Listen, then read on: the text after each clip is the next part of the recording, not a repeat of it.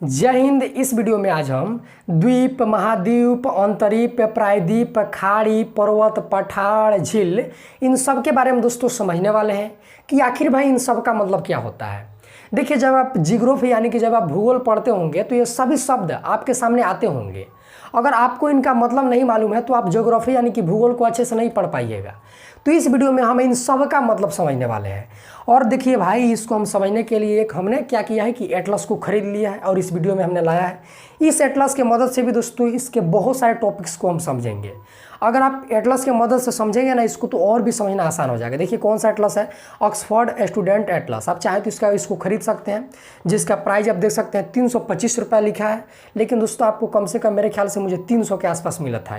आप देख लीजिएगा अपने अपने एरिया में। अगर आपको भूगोल को अच्छे से पढ़ना है तो आप इसको खरीद सकते हैं, ठीक है। देखिए, अब सबसे पहले दोस्तों हम समझ लेते हैं कि आखिर द्वीप क्या होता है। चलिए समझ लेते हैं भाई इसको अच्छे से। देखिए, मान लीजिए कि कोई छोटा सा जगह है, ठीक है, और ये चारों तरफ से पानी से घिरा हुआ है। यह क्या है भाई?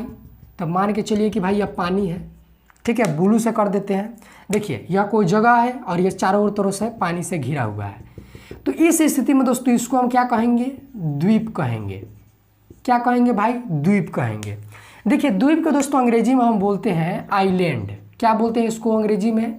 आइलैंड बोलते हैं। अब यहाँ पर भी भाई एक कॉन्सेप्ट को आप समझ लीजिए। देखिए, बहुत सारे विद्यार्थी इसको आइसलैंड पढ़ते हैं, ठीक है। देखिए, आई के बाद अगर एस आता है तो इसको साइलेंट कर देते हैं, तो इसको साइलेंट कर दीजिएगा। आप लोग इसको आइलैंड पढ़िएगा। अंग्रेजी का आपको बहुत ऐसा वर्ड मिल जाएगा जिसमें आपको लिखा कुछ और रहता है बल्कि आपको पढ़ना कुछ और रहता है। ठीक उसी तरह इसमें है। यहाँ पे आइसलैंड आपको आइसलैंड हम लिखते हैं लेकिन पढ़ते क्या है? इसको हम आइलैंड पढ़ते हैं। तो द्वीप ऐसे होता है। अब देखिए, इसके आकार में भी चेंजिंग हो सकता है। जैसा हमने देखा कि ये थोड़ा थोड़ा गोल टाइप का था, ये चेंज भी हो सकता है। मान लीजिए दोस्तों कि यह ऐसे भी हो सकता है, ठीक है, तभी इसको द्वीप कहेंगे।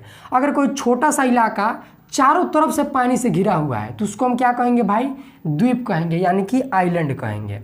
अब देखिए, आप छोटा सा इलाका बोल रहे हैं तो ये नहीं कि आप चेवरा वाला छोटा सा इलाका समझ लीजिएगा। अब देखिए, आपको मैं एक कहानी समझाता हूँ। जब हम स्कूल में पढ़ रहे थे तो हमारे मास्टर जी जो है द्वीप और महाद्वीप के बारे में समझा रहे थे। तो क्लास में एक लड़की थी, बहुत ज़्यादा बोलती थी, खड़ा हो गई और बोले थे सर कि द्वीप एक ऐसा छोटा इलाका होता है जो कि चारों तरफ से पानी से घिरा हुआ होता है। तो वह खड़ा हो गई, बोली सर तो हमारा चेवर में भी एक द्वीप है। चूँकि बोली, जैसे चेवर समझते हैं ना, गांव में अगर होंगे तो आप चेवर समझते होंगे। वह बोली कि सर हमारे चेवरा में जब बाढ़ आता है, ठीक है, तो जब बाढ़ आता है तो चारों तरफ पानी लग जाता है। और देखिए, हमारे चेवर में एक जगह है जो कि काफ़ी ज़्यादा ऊंच है। बीच में जब पानी आता है ना तो चारों ओर से पानी भर जाता है और बीच में एक, जैसे कि हमने इस तरह से आपको समझाया ना, इस तरह से सेम इसी तरह से पोजीशन आ जाता है और बीच में जगह यह बच जाता है। तो यह उस लड़की को लगा कि यह भी एक द्वीप होगा। सब बच्चा हंस दिया। देखिए, छोटा कहने का मतलब ये नहीं कि ये आपका चेवरा वाला की बात हो रहा है। देखिए, मैप के हिसाब से वो छोटा होना चाहिए। अब हमने इस जगह को यहाँ पे बोर्ड पे बनाया है तो नहीं समझिएगा कि हित्ती बूढ़ी होगा, कटोरा बड़का। ये बहुत बड़ा का जगह होगा जी, एक जिलों से बड़ा का होगा, बहुत ज़्यादा बड़ा का इलाका होगा ये। अब चेवरा वाला द्वीप मत समझ लीजिएगा, ठीक है, नहीं तो फिर उस लड़की की तरह आप पे सब हंस देगा लोग, ठीक है। तो आप द्वीप को अच्छे से समझ गए। अब देखिए, एक होता है महाद्वीप। तो महाद्वीप को समझने के लिए हम क्या करते हैं दोस्तों? इसको मिटा लेते हैं। देखिए, इन सब को हम एटलस पे भी समझेंगे, ठीक है। अब इसको हम द्वीप और महाद्वीप को समझ लेते हैं, उसके बाद हम एटलस पे समझ लेंगे। महाद्वीप क्या होता है? तो देखिए, कोई ऐसा बड़ा इलाका, जैसे मान लीजिए कोई ऐसा जगह है जो बहुत बड़ा है। कोई जब बड़ा इलाका चारों तरफ से पानी से घिरा हो, ठीक है, चारों तरफ से या पानी से घिर गया हो, मान लीजिए यह सब हमने जल को दर्शाया डॉट डॉट से, ठीक है। तो इस स्थिति में दोस्तों इस जगह को हम महाद्वीप कहेंगे। इसको हम क्या बोलेंगे? इसको हम बोलेंगे महाद्वीप, ठीक है। इसको दोस्तों अंग्रेजी में हम बोलते हैं कॉन्टिनेंट। क्या बोलते हैं इसको अंग्रेजी में? कि इसको अंग्रेजी में हम बोलते हैं कॉन्टिनेंट। अब इसको याद करने का तरीका क्या है, ध्यान से समझिए। देखिए, द्वीप के आगे महा लग गया। देखिए, पसीना बहुत ज़्यादा आ रहा है, ठीक है, तो आप लोग मैनेज कर लीजिएगा। द्वीप के आगे महा लग गया है तो महा का मतलब होता है बहुत बड़ा, यानी कि यहाँ पे आप समझिएगा कि बहुत बड़े द्वीप को हम क्या कहेंगे? बहुत बड़े द्वीप को हम क्या कहेंगे? महाद्वीप कहेंगे। और देखिए, यहाँ पे आप लोग एक फैक्ट को और याद रखिएगा। आप जानते हैं कि पूरी दुनिया में 7 गो महादेश है। तो दोस्तों जो जितना 7 गो महादेश है ना, 7 महादेश को हम महाद्वीप कहते हैं। देखिए, अब देखिएगा, अभी मैं एटलस में आपको दिखाऊंगा तो वहाँ पे आप लोग देखिएगा कि बहुत सारे ऐसे महादेश हैं जो कि चारों तरफ से पानी से घिरे हैं, तो खैर उनको हम महाद्वीप कह सकते हैं। लेकिन कुछ ऐसे भी महादेश हैं जो कि चारों तरफ से पानी से नहीं घिरे हैं, लेकिन उसको फिर भी महाद्वीप कहा जाता है। तो इस फैक्ट को याद रखिएगा। तो उम्मीद है दोस्तों कि आप लोग द्वीप और महाद्वीप को समझ गए। अब चलिए दोस्तों हम इसको एटलस में समझ लेते हैं। तो देखिए दोस्तों, हमने द्वीप के बारे में आपको बताया कि अगर कोई छोटा सा क्षेत्र चारों तरफ से पानी से घिरा हुआ है तो उसे हम क्या कहेंगे, द्वीप कहते हैं, यानी कि आइलैंड कहते हैं। जैसे अगर आप भारत को देखिएगा तो भारत के नीचे आपको दोस्तों एक देश मिल जाएगा जिसका नाम है श्रीलंका। और दोस्तों श्रीलंका जो है चारों तरफ से पानी से घिरा हुआ है, तो श्रीलंका भी एक द्वीप हुआ। ठीक है, यहाँ पे अगर आप आइएगा भारत के नीचे तो आपको यहाँ पे मेडागास्कर मिल जाएगा, तो मेडागास्कर भी चारों तरफ से पानी से घिरा हुआ है, यानी कि जल से घिरा हुआ है, तो यह भी दोस्तों द्वीप हुआ। ठीक है, अगर आप यहाँ पे जाइएगा द्वीप जापान के बारे में, जापान देश को देखिएगा तो दोस्तों यह भी पूरा द्वीप से मिलकर बना हुआ है जापान देश, तो यह भी दोस्तों द्वीप हुआ। ठीक है, तो द्वीप का आपको दोस्तों वर्ल्ड मैप में बहुत सारे उदाहरण मिल जाएंगे। ठीक है, अब देखिए हम समझ लेते हैं कि महाद्वीप क्या होता है, यानी कि कॉन्टिनेंट क्या होता है। दोस्तों महाद्वीप में हमने आपको बताया था कि अगर कोई बहुत बड़ा एरिया चारों तरफ से पानी से घिरा हुआ है उसे हम क्या कहेंगे, महाद्वीप कहेंगे, यानी कि कॉन्टिनेंट कहेंगे। और यहाँ पे हमने एक फैक्ट को और भी आपको बताया था कि विश्व की जितनी भी 7 महादेश हैं उनको हम क्या कहेंगे, महाद्वीप को नाम से जानते हैं, चाहे वह चारों तरफ से पानी से घिरे हो या फिर न घिरे हो। इस फैक्ट को भी आप लोग याद रखिएगा। जैसे दोस्तों आप एशिया का सबसे पहले उदाहरण ले लीजिए, तो आप जानते हैं दोस्तों कि एशिया भी क्या है, एक महादेश है, तो एशिया भी दोस्तों, एशिया को भी हम क्या कहेंगे, महाद्वीप कहेंगे। देखिए यहाँ से यहाँ तक अगर आप देखिएगा तो दोस्तों यह पूरा एशिया कहलाता है। देखिए इस तरफ से पानी से घिरा हुआ है एक तरफ, दूसरा तरफ, तीसरा तरफ, और देखिएगा तो इस तरफ से पानी से उतना ज़्यादा नहीं घिरा हुआ है, लेकिन फिर भी इसको लगभग में मान के इसको महाद्वीप कहा जाता है। यहाँ पे देखिएगा तो दोस्तों यह पूरा अफ्रीका का इलाका है, ठीक है, पूरा अफ्रीका महादेश है। तो देखिए ये अफ्रीका भी पूरे चारों तरफ से जल से घिरा हुआ है। यहाँ पे देखिएगा तो पूरे चारों तरफ से जल से घिरा हुआ है, तो दोस्तों अफ्रीका को भी महाद्वीप कहा जाता है। यहाँ पे आप ऑस्ट्रेलिया को देखिएगा तो ऑस्ट्रेलिया भी चारों तरफ से जल से घिरा हुआ है, तो यह भी महाद्वीप हो जाएगा। यहाँ पे अगर आइएगा दोस्तों यह हो गया उत्तर अमेरिका, तो उत्तर अमेरिका को भी महाद्वीप कहा जाता है, चूँकि यह भी चारों तरफ से जल से घिरा हुआ है। ठीक है, यहाँ पे दोस्तों आप आइएगा तो ये भी चारों तरफ से जल से घिरा हुआ है। ठीक है, तो दोस्तों इसको भी महाद्वीप कहा जाएगा। यूरोप को देखिएगा तो यूरोप हम ये यहाँ से लेकर यहाँ तक इसको हम यूरोप बोलते हैं, तो यह भी लगभग चारों तरफ से पानी से घिरा हुआ है, तो इसको भी दोस्तों हम महाद्वीप कहेंगे।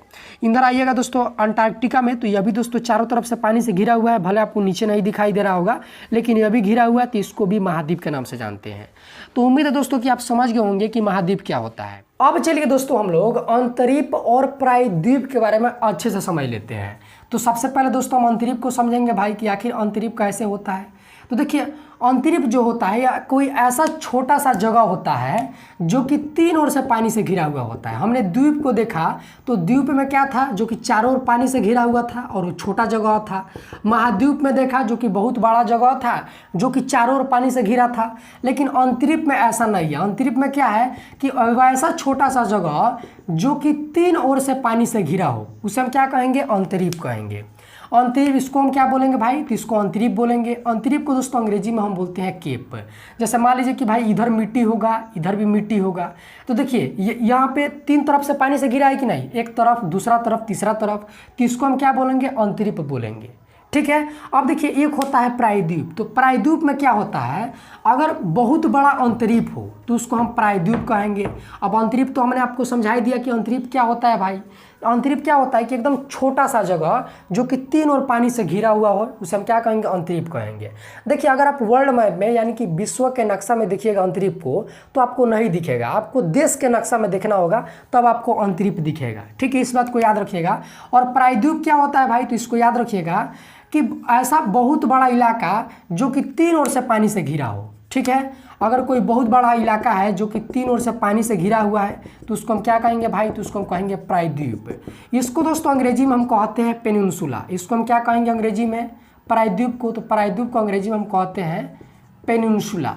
ठीक है, मान लीजिए दोस्तों कि यह यहाँ पे भूमि है, इस साइड भी भूमि है और इस साइड ये पूरा जल से घिरा हुआ है। एक साइड हो गया, 2 साइड हो गया, 3 साइड हो गया, नीचे भी जल से घिरा हुआ है।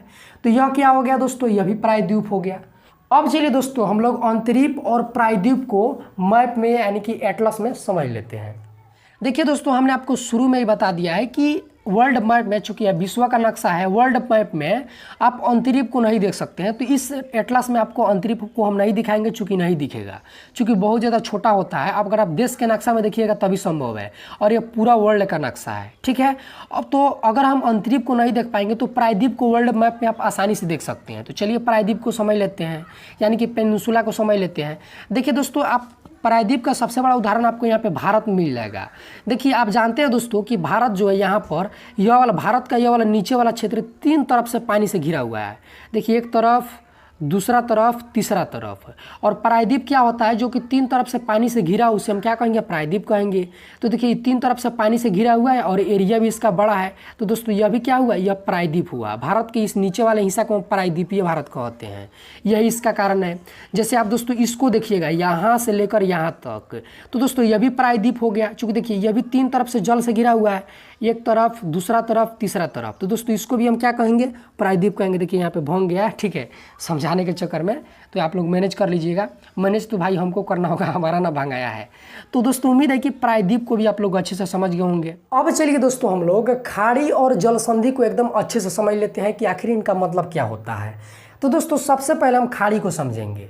देखिए खाड़ी जो है यह प्रायद्वीप का बिल्कुल उल्टा होता है। जिस तरह हमने प्रायद्वीप में देखा कि अगर कोई जगह 3 तरफ से पानी से घिरा होता था तो उसको हम प्रायद्वीप कहते थे, लेकिन खाड़ी इसका बिल्कुल उल्टा होता है। इसमें क्या होता है कि अगर कोई पानी 3 तरफ से भूमि से घिरा हुआ हो तो उसे हम क्या कहेंगे, खाड़ी कहेंगे।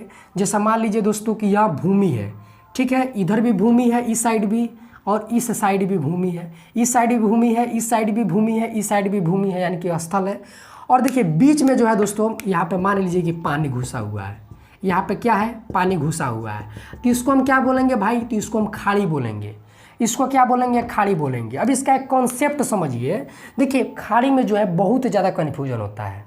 देखिए आप जानते हैं दोस्तों कि समुद्र लहरें हमेशा उठती रहती है, और देखिए समुद्र जो है दोस्तों ये कोशिश करता है कि हम फैले, यानी कि हम बहुत बड़े हो।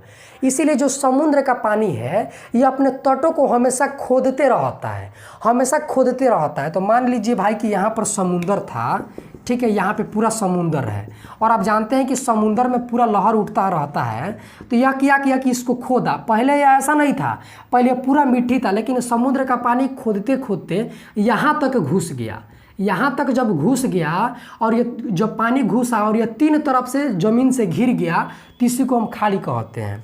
अब देखिए खाड़ी का भी बहुत ज़्यादा प्रकार होता है, इसको भी समझ लीजिए। देखिए खाड़ी का अंग्रेजी में 4 गो नाम होता है। जैसे खाड़ी का हिंदी में एक ही नाम है खाड़ी, लेकिन इसका अंग्रेजी में 4 गो नाम है। इसका पहला नाम है दोस्तों क्रीक, इसको पहले क्या बोलते हैं, क्रीक बोलते हैं। उसके बाद दोस्तों इसको गल्फ भी कहा जाता है, क्रीक भी बोलते हैं, गल्फ भी बोलते हैं, इसको बे भी बोलते हैं, इसको बाइट भी बोलते हैं। लेकिन दोस्तों अंग्रेजी में इन सभी का मतलब अलग अलग है। हिंदी में हमने देखा कि इसका एक ही मतलब था, लेकिन अंग्रेजी में सभी का मतलब अलग अलग है। तो सबसे पहले हम दोस्तों समझ लेते हैं कि आखिर क्रीक क्या होता है। देखिए मैं आपको फिर से बता दूं कि इसको सभी को हिंदी में खाड़ी ही बोलते हैं, लेकिन इसका अंग्रेजी में, खाड़ी का अंग्रेजी में अलग अलग नाम है और सभी का मतलब अलग अलग है। अब देखिए सब इसमें भी खाड़ी का प्रकार आता है अंग्रेजी में क्रीक। तो क्रीक क्या होता है, तो देखिए अब अगर पानी तनी साक प्रवेश करेगा, सब हितनी साक प्रवेश करेगा और 3 ओर से अगर भूमि से घिर जाएगा तो उसको हम क्रीक कहेंगे। जैसे मान लीजिए कि तनी साक प्रवेश किया, तनी साक, और इसमें पानी भर गया, ठीक है, इसमें पानी भर गया, तनी सा घुसा है। और देखिए अगर आप क्रीक को दोस्तों वर्ल्ड मैप पे देखिएगा तो क्रीक भी नहीं दिखेगा। अरे भाई अगर आप देश का भी मैप देखिएगा ना तो उसमें भी अच्छे से नहीं दिखता है क्रीक, 9 के बराबर दिखता है। इसको देखने के लिए बहुत जूम करना पड़ता है। तो क्रीक जो है बहुत छोटा सा इलाका होता है जिसमें पानी प्रवेश करता है, और यह भी 3 तरफ से भूमि से घिरा होता है। तो यह दोस्तों हो गया क्रीक, ठीक है। अब समझ लेते हैं गल्फ। अब मान लीजिए कि यह क्रीक थोड़ा और बड़ा हो गया, ये थोड़ा और बड़ा हो गया, यानी कि इस तरह हो गया, तो दोस्तों इसको हम कहेंगे गल्फ। और यहाँ पे मान लीजिए कि पानी घुस गया, क्योंकि आप जानते हैं कि समुद्र का पानी हमेशा खोदते रहता है, तो खोद के भाई घुस गया, तो इसको हम बोलेंगे गल्फ।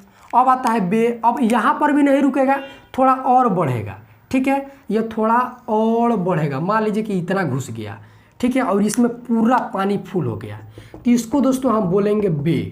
देखिए इसके साइज में दोस्तों आपको चेंजिंग देखने को मिल सकता है, थोड़ा सा टेढ़ा मेढ़ा हो सकता है। जैसे यहाँ पे हमने ऐसे गोल खींचा है तो थोड़ा ऐसे टेढ़ा मेढ़ा हो सकता है, ठीक है, तो इसे मैनेज कर लीजिएगा। अब बाइट कैसे होता है, तो आप समझिए बाइट जो होता है बहुत बड़ा होता है, इसको अगर आप वर्ल्ड मैप में भी देखिएगा तो बहुत बड़ा दिखेगा। अब देखिए बे जो है उतना पर भी नहीं रुकेगा, बहुत बड़ा हो जाएगा, ऐसे फैल जाएगा इतना बड़ा, और इसमें पूरा पानी समा जाएगा, पूरा भाई पानी फुल हो गया। ठीक है, तो इसको दोस्तों हम क्या बोलेंगे, बाइट बोलेंगे। तो उम्मीद है कि आप लोग समझ गए होंगे। ठीक है, खाड़ी के बारे में। अब हम समझ लेते हैं जल संधि के बारे में। फिर दोस्तों इन दोनों को हम एटलस में समझने का प्रयास करेंगे। ठीक है, देखिए अब इसको हम क्या करते हैं, मिटा देते हैं। अब हम लोग समझते हैं जल संधि के बारे में। देखिए जल संधि को समझना बहुत ज़्यादा आसान है।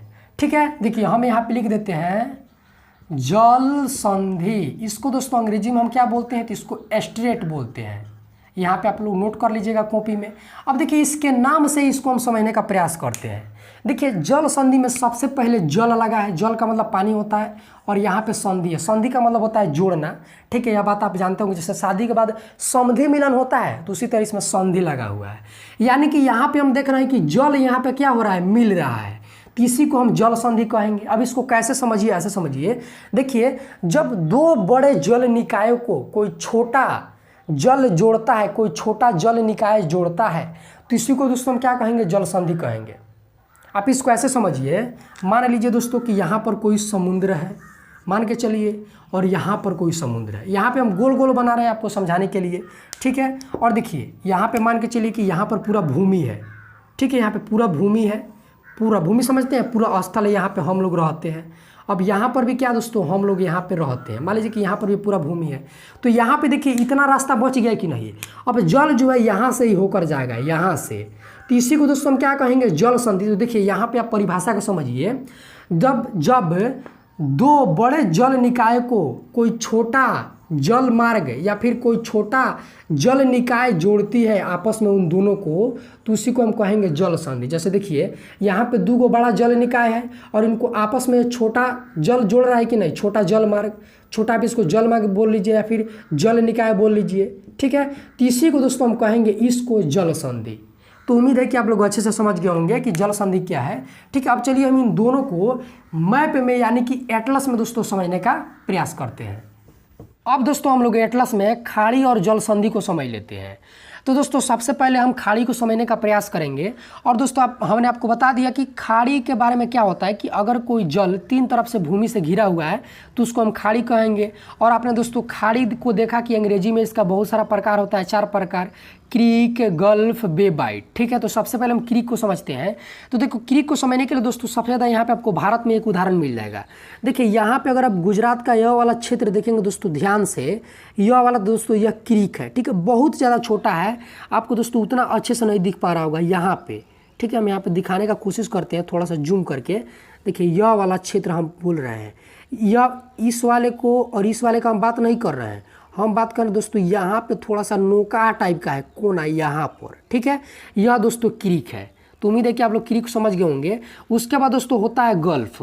तो देखिए यहाँ पे जो यह वाला जो क्षेत्र देख रहा है इसको हम गल्फ बोलेंगे, क्योंकि देखिए यह भी छोटा सा पानी का इलाका है और 3 तरफ से भूमि से घिरा हुआ है, एक तरफ, दूसरा तरफ, तीसरा तरफ।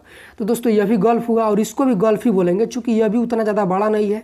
उसके बाद दोस्तों आता है बे। तो देखिए यह जो आप बंगाल की दोस्तों खाड़ी देख रहे हैं ना, इसको बे बोलते हैं।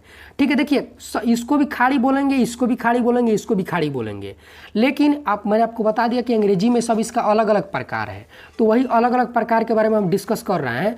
और दोस्तों यह जो आप देख रहे हैं यह भी एक खाड़ी है, लेकिन अंग्रेजी में दोस्तों इसको बे बोलते हैं। इसको अंग्रेजी में आप इसको बे नहीं बोल सकते हैं, इसको गल्फ नहीं बोल सकते हैं, इसका एक लिमिट है। इसको अंग्रेजी में हम क्या बोलेंगे, बे बोलेंगे। बंगाल की खाड़ी देख रहे हैं ना, देखिए 3 तरफ से पानी वाला घिरा हुआ है, देखिए एक तरफ, दूसरा तरफ, तीसरा तरफ। तो यह वाला जो पानी का इलाका है यह 3 तरफ से ज़मीन से घिरा हुआ है। ठीक है, पानी से घिरा हुआ बोल दिए, सॉरी, 3 तरफ से ज़मीन से घिरा हुआ है, तो यह भी एक खाड़ी है। और चूंकि इसका इलाका बड़ा है इसीलिए इसको हम क्या बोलेंगे, बे बोलते हैं।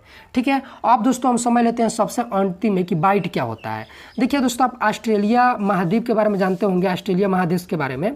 तो ऑस्ट्रेलिया महादेश में दोस्तों आप नीचे में आइएगा तो इसको हम क्या बोलते हैं, बाइट बोलते हैं। देखिए कितना ज़्यादा बड़ा है, यहाँ पे समझिए। देखिए बंगाल की खाड़ी देख रहे हैं, थोड़ा छोटा है तो इसको हम बे बोलेंगे। और उससे भी बड़ा, देखिए इससे भी बड़ा है कि नहीं, देखिए यहाँ पे समझिए, इससे भी बड़ा यह वाला है, तो इसीलिए इसको बाइट बोलते हैं, इस यह वाला क्षेत्र को, चूँकि यह भी 3 तरफ से भूमि से घिरा हुआ है। तो उम्मीद है दोस्तों कि आप लोग अच्छे से समझ गए होंगे कि सब खाड़ी क्या होता है। देखिए भाई, जल संधि को समझने के लिए हमको भाई दूसरा नक्शा को ओपन करना पड़ा, क्योंकि दोस्तों जल संधि को हम राजनीतिक नक्शा में नहीं देख सकते हैं। जो हम पिछले वाला नक्शा देख रहे थे दोस्तों, वो राजनीतिक नक्शा था। यह दोस्तों प्राकृतिक नक्शा यानी कि फिजिकल नक्शा है। और दोस्तों अगर आपको जल संधि को देखना है तो आप प्राकृतिक नक्शा में ही देख सकते हैं। और दोस्तों हमने आपको जल संधि में बताया था कि अगर किसी दो बड़े जल निकाय को कोई छोटा जल निकाय जोड़े तो उसे हम क्या कहेंगे, जल संधि कहेंगे। जैसे यहाँ पे आपको सबसे बड़ा उदाहरण दोस्तों यहाँ पर आपको मिल सकता है। देखिए यहाँ पर एक बहुत बड़ा जल निकाय है, ठीक है, और यहाँ पर भी एक बहुत बड़ा जल निकाय है। और दोस्तों इन दोनों बड़े जल निकाय को देखिए छोटा सा जल निकाय जोड़ रहा है कि नहीं, यह वाला इलाका, ठीक है। तो दोस्तों इसको हम जल संधि कहेंगे और इस जल संधि का नाम है पाक जल संधि, ठीक है। तो अब उम्मीद है कि आप जल संधि को अच्छे से समझ गए होंगे। जैसे कि सबसे बड़ा उदाहरण आप यहाँ पे देख सकते हैं। देखिए यहाँ पर भी एक बहुत बड़ा जलीय निकाय है और यहाँ पर भी बहुत बड़ा जलीय निकाय है, यानी कि जलीय क्षेत्र है। और इन दोनों बड़े जलीय निकाय को देखिए पतला सा छोटा सा ही पतला सा जलीय निकाय जुड़ रहा है, यह वाला। तो इसको भी दोस्तों हम क्या कहेंगे, जल संधि कहेंगे। और इस जल संधि का नाम है मलक्का जल संधि। तो उम्मीद है दोस्तों कि जल संधि क्या होता है आप लोग अच्छे से समझ गए होंगे। अब चलिए भाई हम लोग पहाड़, पर्वत, मैदान और पठार को अच्छे से समझ लेते हैं। देखिए इसको समझने के लिए हम क्या करेंगे, एक सिंपल सा तरीका अपनाएंगे। देखिए मान लेते हैं कि हम समुद्र तल से 1000 मीटर ऊंचाई की दूरी पर हम एक लाइन को यहाँ पे खींच लेते हैं। यह लाइन जो है दोस्तों समुद्र तल से 1000 मीटर की ऊंचाई पे। अब समुद्र तल क्या होता है, देखिए आप देखिएगा कोई भी पर्वत है, पहाड़ है, मैदान है, उसका जो ऊंचाई है दोस्तों समुद्र तल से ही नापा जाता है। अब इसका कारण भी है। समुद्र तल क्या होता है इसको समझ लीजिए। देखिए आप जानते होंगे कि विश्व की जितनी भी समुद्र है वो सभी आपस में मिली हुई है, और जब आपस में मिली हुई है तो समुद्र का सभी पानी जो है एक लेवल में होगा, यानी कि एक बराबर में होगा। इसीलिए किसी भी ऊंचाई को दोस्तों समुद्र तल से मापा जाता है। जैसे मान लीजिए दोस्तों कि यहाँ पे एक समुद्र है और यहाँ पे इसका पानी है, ठीक है। अब दोस्तों यहाँ से नापा जाता है, यहाँ से इसकी ऊंचाई को मापा जाता है, क्योंकि यहाँ पे कम बेस नहीं होता है। क्योंकि दोस्तों आप जानते हैं कि समुद्र का विश्व की सभी समुद्र जो है एक दूसरे से जुड़ी हुई है, तो इनका पानी का लेवल सब बराबर होता है। तो अगर यहाँ से नापा जाएगा ना तो छोट बड़ नहीं होगा। मान लीजिए कि कहीं आप जगह से नापते हैं तो जगह भाई ऊँच खाल भी तो हो सकता है। मान लीजिए आप कोई भी जगह है, मिट्टी को ले लीजिए, आप उस पर जाते हैं तो ऊंच खाल हो सकता है, तो फिर गड़बड़ा जाएगा नापने के लिए। इसीलिए किसी भी ऊंचाई को दोस्तों हम समुद्र तल से मापते हैं। देखिए यह दोस्तों क्या कहलाएगा, समुद्र तल कहलाएगा। समुद्र का जो ऊपर वाला पानी है ना, यहाँ से हम ऊंचाई को मापते हैं। तो हमने क्या किया दोस्तों कि समुद्र तल से 1000 मीटर की ऊंचाई पर, यानी कि 1 किलोमीटर की ऊंचाई पर हमने कि यहाँ पे लाइन को खींच लिया, ठीक है। अब देखिए इसको ऐसे समझिए। अब यहाँ पे हम क्या करते हैं, एक आकृति को बनाते हैं, ठीक है। देखिए देखते रहिए आप लोग अच्छे से। देखिए अब यहाँ पे आप लोग अच्छे से देखिए। आप जानते हैं कि ये समुद्र तल से 1000 मीटर की ऊंचाई पर यह वाला लाइन है। अब समुद्र तल से क्या ऊंचाई मापा जाता है, यह मैंने आपको अच्छे से बता दिया। और देखिए अगर 1000 मीटर ऊंचाई के अगर नीचे कोई ऐसा उठा हुआ है और ऊपर जाके नुकीला टाइप का थोड़ा थोड़ा हो गया है, तो इसको हम पहाड़ बोलेंगे। इसको दोस्तों हम क्या बोलेंगे, तो पहाड़ बोलेंगे, ठीक है। फिर से मैं समझाता हूँ। देखिए अगर 1000 मीटर की ऊंचाई से अगर कोई नीचे ऐसा उठा हुआ है और ऊपर जाकर थोड़ा सा इसका जो ऊपर वाला मुंह है वो थोड़ा सा नोखिया हो गया है, ठीक है, इस तरह हो गया है, तो इसको हम पहाड़ बोलेंगे। क्या बोलेंगे। और अगर 1000 मीटर के अगर ऊपर चले जाते हैं और ऊपर जाके ये नुकीला हो गया है, ये ऊपर जाके क्या हो गया है भाई, मान लीजिए कि नुकीला हो गया है, तो इसको दोस्तों हम पर्वत बोलेंगे। इसको हम क्या बोलेंगे, पर्वत बोलेंगे। इसको अंग्रेजी में माउंटेन बोलते हैं, इसको भी अंग्रेजी में माउंटेन बोलते हैं, लेकिन दोनों में अंतर है, ठीक है। आप जानते हैं 1000 मीटर की ऊंचाई पर नीचे रहेगा और ये उठा हुआ होगा, और इसका मुंह जो है ऊपर वाला हिस्सा, इसको चोटी बोलेंगे ऊपर वाला हिस्सा को, ये थोड़ा सा नुकीला हो थोड़ा थोड़ा, तो इसको पहाड़ बोलेंगे। और 1000 मीटर की ऊंचाई से ऊपर चले जाइएगा और यह नुकीला हो जाए तो इसको हम पर्वत बोलेंगे।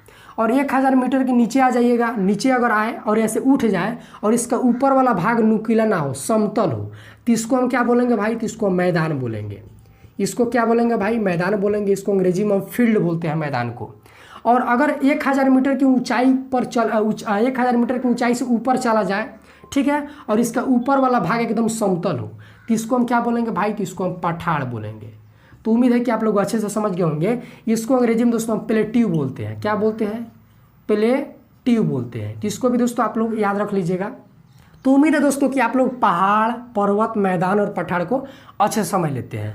अब देखिए हम पर्वत के एक उदाहरण लेकर आपको समझा देते हैं। देखिए अब अभी के लिए आप समझिए। देखिए अभी जो आप इमेज में देख रहे हैं यह पहाड़ का चित्र है, ठीक है। और अभी जो दोस्तों आप इमेज में देख रहे हैं यह पर्वत का चित्र है, और अभी जो आप इमेज में देख रहे हैं मैदान का चित्र है, मैदान कुछ इसी प्रकार से दिखता है। और अभी जो आप इमेज में देख रहे हैं दोस्तों यह पठार का इमेज है, ठीक है। देखिए आप जो हिमालय के बारे में जानते होंगे तो दोस्तों हिमालय एक पर्वत है, ठीक है। और हिमालय पर्वत का जो सबसे नुकीला भाग है उसको हम चोटी बोलते हैं, इसको हम क्या बोलेंगे, चोटी बोलेंगे, इसको भी चोटी बोलेंगे। आप माउंट एवरेस्ट का नाम सुने होंगे, तो माउंट एवरेस्ट जो है हिमालय पर्वत का एक चोटी है, ठीक है। तो इसको भी आप लोग याद रखिएगा और आप लोग कमेंट करके बताइएगा कि माउंट एवरेस्ट की ऊंचाई क्या है। चोटी क्या होता है, तो जो पर्वत का सबसे ऊपर वाला भाग होता है जो नुकीला निकला हुआ रहता है उसी को हम चोटी बोलेंगे। इसको हम क्या बोलेंगे भाई, कि इसको हम चोटी बोलेंगे। तो उम्मीद है दोस्तों कि आप लोग अच्छे से समझ गए होंगे इन सब के बारे में।